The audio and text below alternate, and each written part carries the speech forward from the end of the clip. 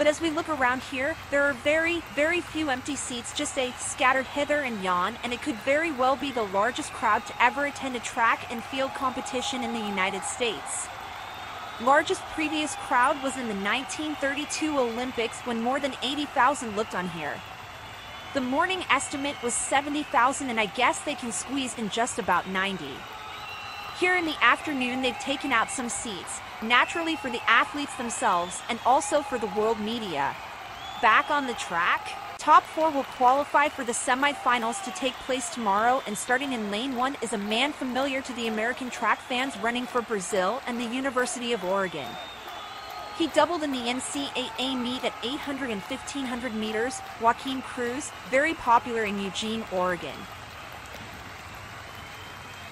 And next to him is Johnny Gray from the United States, who finished second to Earl Jones just barely in the Olympic trials.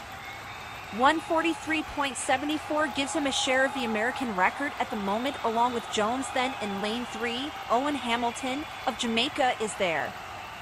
Number 541 lane 4 from Somalia, Abde Bile, who attends George Mason University in Virginia, Pat Scammell of Australia, and William Wuycke from Venezuela, who attends the University of Alabama. So even though they represent foreign countries, many familiar faces here. Bruce Robertson, Canada, in lane 7, and on the outside is the legendary Steve Ovett.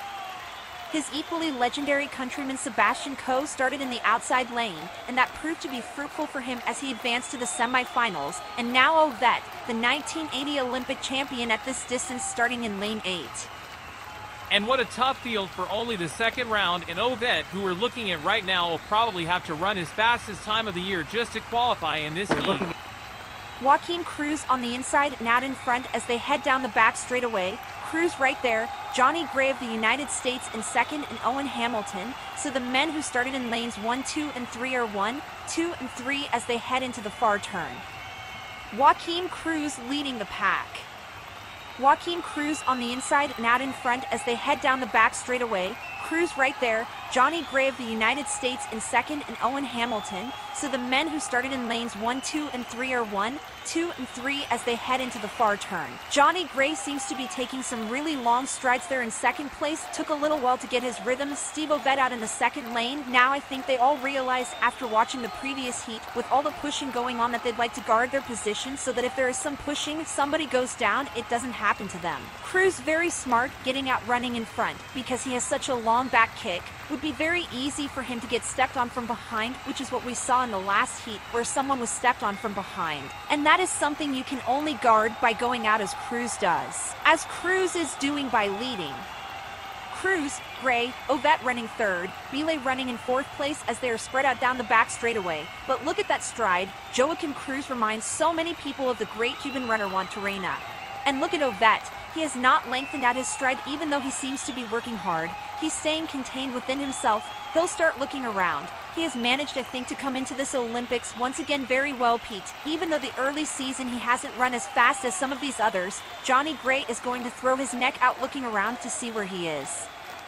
But they all have to worry about who's finishing first, second, third, or fourth. And it's Cruz with Ovett finishing second. A very dominant, a commanding performance by Cruz, looking very good for the gold, the man most likely to dethrone reigning champion Ovett. Gray comes in third, and William Wuycke of Venezuela earns the fourth spot. And I'm sure Johnny Gray will be very pleased with his little workout today. So Joaquim Cruz in lane 1 had the inside lane, went right to the front, and never looked back. Just checking on the times, 1:44.84 is the time for Joaquim Cruz, eased up. So there's the gregarious one, Steve Ovett, acknowledging the response he is getting from a certain section of the Coliseum as he has made his way into the semifinals. So the men's 800, second round. Look at the crowd at the Coliseum, and we can only estimate what the attendance is. But as we look around here, there are very, very few empty seats, just scattered hither and yon, and it could very well be the largest crowd to ever attend a track and field competition in the United States.